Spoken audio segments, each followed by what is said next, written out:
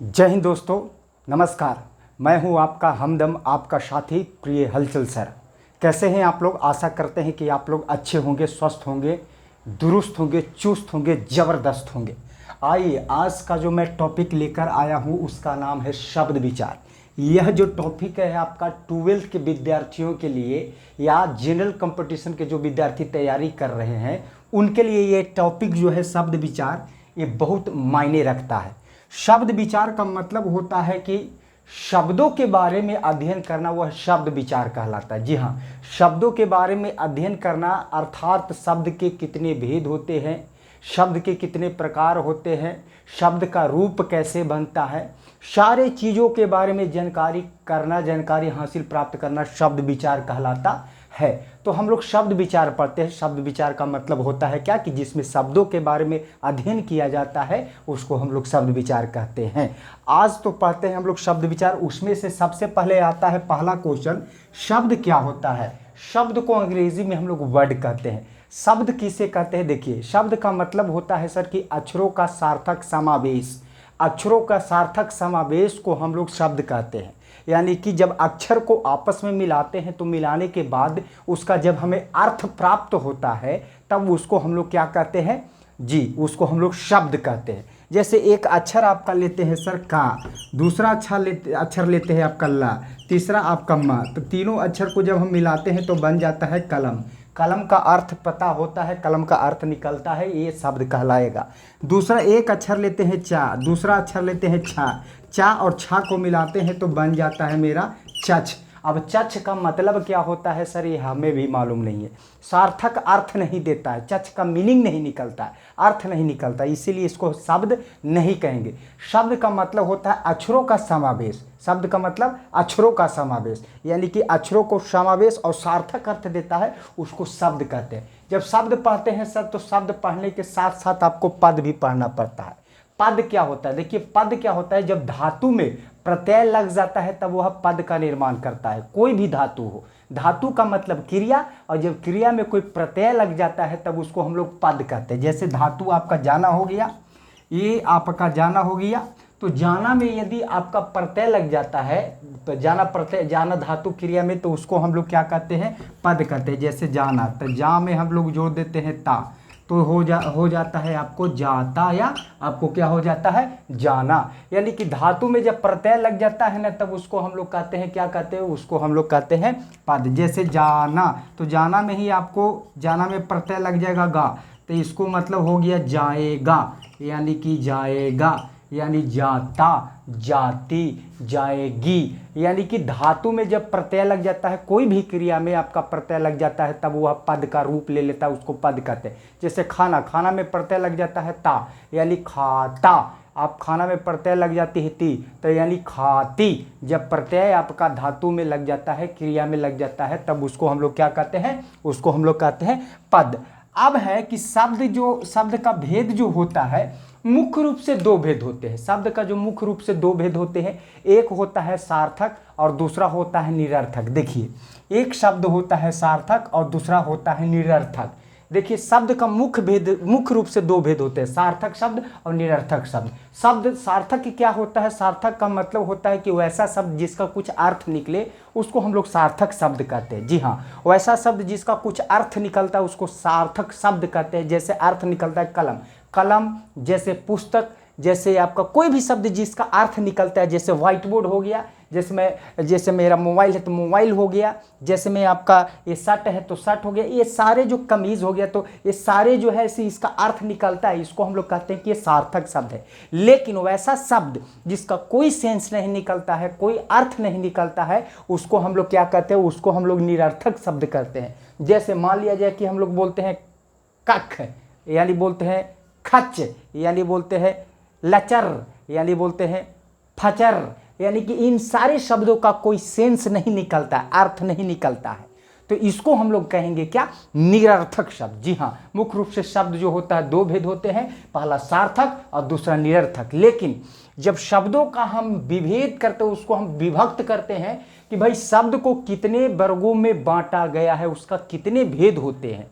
ये तो जनरली मुख्य रूप से दो शब्द होते हैं, सार्थक और निरर्थक। लेकिन जब शब्दों के भेद के बारे में हम लोग पढ़ते हैं तो आइए इस शब्द को भेद हम लोग ऐसे पढ़ते हैं। उत्पत्ति या स्रोत के आधार पर जो शब्द होता है वो 5 तरह के होता है। उत्पत्ति या स्रोत के आधार पर शब्द 5 तरह के होता है, जिसको हम लोग पहला को तत्सम कहते हैं, दूसरा को तत्भव कहते हैं, तीसरा को देशज कहते हैं, चौथा को विदेशज कहते हैं, पांचवा को संकर शब्द कहते हैं। तत्सम, तत्भव, देशज, विदेशज, संकर शब्द। तत्सम, तत्भव, देशज, विदेशज, संकर शब्द। तत्सम, तत्भव, देशज, विदेशज, संकर शब्द। ये 5 भेद होता है किसके आधार पर? उत्पत्ति या स्रोत के आधार पर। जी हाँ, लिखा हुआ है, ध्यान से देखिएगा यहाँ पर, उत्पत्ति या स्रोत के आधार पर शब्द की संख्या 5। बोलिए, शब्द की संख्या 5। उसके बाद अर्थ के अनुसार शब्द को 4 वर्गों में बांटा गया है, जिसका पहला का नाम है एकार्थी शब्द, दूसरा का नाम है अनेकार्थी शब्द और तीसरा का नाम है पर्यायवाचिक, या हम इसको समानार्थी भी कह सकते हैं, पर्यायवाची शब्द या समानार्थी शब्द। चौथा जो है मेरा विलोम शब्द है। ये किसके आधार पर बांटा गया है? ये आपका अर्थ के आधार पर बांटा गया है। अर्थ के आधार पर शब्द कितना? 4। और ये आपका उत्पत्ति या स्रोत के आधार पर कितना? 5। आइए आगे हम चलते हैं। व्युत्पत्ति के आधार पर, व्युत्पत्ति के आधार पर जो शब्द होता है उसका भेद होता है 3। जो पहले को हम लोग रूढ़ कहते हैं, रूढ़ शब्द, और दूसरे को यौगिक कहते हैं, तीसरा को हम लोग योग रूढ़ कहते हैं। यानी रूढ़ शब्द, यौगिक शब्द और योग रूढ़ शब्द, ये 3 जो हो गया व्युत्पत्ति के आधार पर। व्युत्पत्ति के आधार पर शब्द की संख्या 3 आ गया। ये विकार या प्रयोग के दृष्टिकोण से, विकार या प्रयोग के अनुसार जो शब्द होता है आपका वो कितने होते हैं? तो ये विकार या प्रयोग के आधार पर शब्द 2 होता है। देखिए यहाँ पर लिखा गया है, शब्द विकार या प्रयोग के आधार पर 2। एक विकारी शब्द और दूसरा अविकारी शब्द। विकारी शब्द और अविकारी शब्द, यानी विकार के आधार पर, विकार या प्रयोग के आधार पर शब्द की संख्या कितना? 2। विकारी शब्द या अविकारी शब्द। आइए फिर से एक बार रिपीट करते हैं पुनः। देखिए कहता है उत्पत्ति के आधार पर शब्दों की संख्या कितना? 5। उत्पत्ति के आधार पर शब्दों की संख्या 5। तत्सम, तत्भव, देशज, विदेशज, संकर शब्द। उसके बाद अर्थ के आधार पर एकार्थी शब्द, अनेकार्थी शब्द, पर्यायवाची या समानार्थी शब्द, उसके बाद विलोम शब्द। आइए व्युत्पत्ति के आधार पर संख्या कितना? तो 3। पहला रूढ़, दूसरा यौगिक, तीसरा योग रूढ़। चौथा में विकार या प्रयोग के दृष्टिकोण से शब्द की संख्या कितना? तो 2। विकारी शब्द और अविकारी शब्द।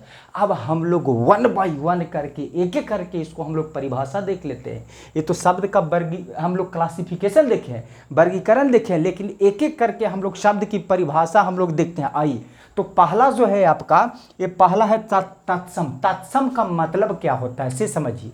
तत्सम का मतलब होता है उसके समान, यानी कि उसके जैसा। तत्सम का मतलब होता है कि वैसा शब्द जो संस्कृत से ज्यों का त्यों लिया गया है उसको हम लोग तत्सम कहते, तत्सम शब्द कहते। वैसा शब्द जो संस्कृत से लिया गया है, उसको ज्यों का त्यों संस्कृत से लिया गया है, उसको तत्सम कहते। जैसे में जल होगा, जलज होगा, जल्दी होगा, या माता पिता, ये सारे जो शब्द है आपका, जल हो गया, जलज हो गया, या जलधि हो गया, या आपका माता हो गया, या आपका पिता हो गया, इन सारे चीज को हम लोग कहेंगे क्या? तत्सम। तत्सम का मतलब उसके समान, तत्सम का मतलब उसके समान, जो संस्कृत से ज्यों का त्यों लिया गया है उसको हम लोग तत्सम कहते हैं। जी, जो संस्कृत से ज्यों का त्यों लिया गया है उसको हम लोग तत्सम कहते हैं। आइए दूसरा जो है उसको तत्भव। तत्भव का मतलब होता है उसी से उत्पन्न होना। तत्भव का मतलब उसी से उत्पन्न होना। जी हाँ, तो संस्कृत भाषा के बदले हुए रूप से जो उत्पन्न होता है शब्द, संस्कृत भाषा के बदले हुए रूप से जो शब्द उत्पन्न होता है उसका मतलब होता है तत्भव। जैसे यहाँ संस्कृत भाषा से शब्द जो है ना वो बदल के उत्पन्न हुआ है, बना है, उसको हम लोग कहते हैं क्या? तत्भव। जैसे संस्कृत भाषा से बदल कर उत्पन्न होता है उसको हम लोग कहते हैं क्या? तत्भव। जैसे में सर्प, तो सर्प जो है आपका, सर्प जो है संस्कृत का शब्द है। जी हाँ, तो ये संस्कृत का शब्द है और सर्प से ही बन जाता है क्या? सांप। तो सर्प से बन जाता है सांप, तो इसको हम लोग सांप को कहेंगे कि ये तत्भव है। जैसे अग्नि, तो अग्नि यानी संस्कृत भाषा से, यानी उसी से संस्कृत भाषा से अग्नि है, तो अग्नि को हम लोग अगर हम लोग चेंज करते हैं यानी तत्भव में, तो अग्नि को हम लोग तत्भव जो होता है इसका क्या होता है? आग होता है। जैसे निद्रा, निद्रा का मतलब नींद होता है, निद्रा का मतलब नींद होता है, तो तो निद्रा जब चेंज हो जाता है तत्भव में तो इसका मतलब हो जाता है नींद। यानी कहने का मतलब तत्भव का मतलब उसी से उत्पन्न होना, यानी संस्कृत भाषा के बदले हुए रूप से उत्पन्न होना, उसको हम लोग तत्भव कहते हैं। आगे देशज, आगे देखिएगा यहाँ पर लिखा गया है देशज। देशज किसको कहते हैं? जी हाँ, देशज का मतलब होता है सर कि जो अपने देश से, अपने क्षेत्रीय भाषा से, अपने बोली से, बोली के अनुसार, क्षेत्रीय भाषा के अनुसार जो शब्द की उत्पत्ति होती है उसको हम लोग देशज कहते हैं। क्षेत्रीय भाषा से, बोली के प्रभाव से जो शब्द उत्पन्न होता है उसको हम लोग क्षेत्रीय उसको हम लोग देशज कहते हैं। जैसे में हम अपने क्षेत्र में कुछ और बोलते हैं, आप उस शब्द को अपने क्षेत्र में कुछ और बोलते हैं। जैसे में हो गया लोटा, या हो गया झोला, या हो गया पगड़ी, या हो गया झाड़ू, या हो गया चकुला, या हो गया बेलना। तो इन सारे चीज़ों को हम लोग क्या कहेंगे? देशज शब्द। देशज का मतलब क्या हुआ कि वैसा शब्द जो अपने क्षेत्रीय भाषा या बोली के प्रभाव से जो बन गया है, जिसका निर्माण हो गया है, उसको हम लोग कहते हैं देशज शब्द। आगे आते हैं विदेशज। विदेशज का मतलब होता है सर वैसा शब्द जो विदेशों से लिया गया है, विदेशी भाषा से लिया गया। जैसे आपका वैसा शब्द जो अंग्रेजों के द्वारा अंग्रेजी से लिया गया है, या अरबी से लिया गया है, या तुर्की से लिया गया है, या आपको जैपनीज से लिया गया है, या चाइनीज से लिया गया है, चाइना से लिया गया है। तो इन सारे शब्दों को हम लोग विदेशज कहेंगे। जैसे अंग्रेजी से आपका कुछ शब्द लिया गया है आपको हिंदी में, तो अंग्रेजी से जैसे शब्द लिया गया है उसको हम लोग कहते हैं जैसे मशीन, तो मशीन जो है अंग्रेजी से लिया गया है। या डॉक्टर, डॉक्टर जो है आपका क्या अंग्रेजी से लिया गया है। तो इसको हम लोग मशीन को या डॉक्टर को हम लोग कहेंगे कि ये सब विदेशज शब्द है। ये कौन सा शब्द है? तो विदेशज शब्द। जैसे अरबी भाषा से भी कुछ शब्द लिया गया है, जैसे अरबी भाषा से कुछ शब्द लिया गया है। जैसे अरबी में हम लोग जैसे अमीर बोलते हैं, या गरीब बोलते हैं, या अल्लाह बोलते हैं, या फ़कीर बोलते हैं। जैसे अमीर हो गया, गरीब हो गया, या अल्लाह हो गया, अल्लाह हो गया, या फ़कीर हो गया। तो इन सारे शब्दों को हम लोग कहेंगे विदेशज, क्योंकि ये अमीर, गरीब और अल्लाह और फ़कीर जो है कहाँ से आया है? तो आपको अरबी भाषा से आया है। तो इसलिए हम लोग कहेंगे क्या? इसको हम लोग कहेंगे विदेशज शब्द। जी हाँ।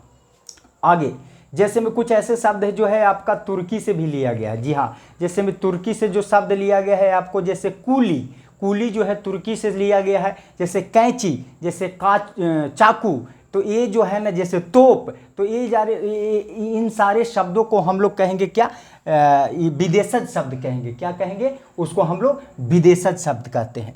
आगे देखिए, अब अर्थ के दृष्टिकोण से, जी हाँ, अर्थ के दृष्टिकोण से ये जो शब्द होता है वो चार होता है। एकार्थी शब्द, और अनेकार्थिक शब्द, और पर्यायवाचिक शब्द, और विलोम शब्द। जी हाँ, एकार्थी शब्द और अनेकार्थी शब्द और पर्यायवाची शब्द, या समानार्थी शब्द, या विलोम शब्द। आइए तो सबसे पहले हम लोग समझते हैं कि एक आर्थी शब्द, हमको लग रहा है कि इसे वीडियो ज़्यादा लंबा हो रहा है, देख लेते हैं।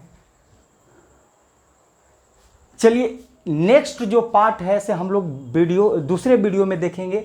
तब तक के लिए अलविदा लेते हैं। नमस्कार, जय हिंद, जय भारत।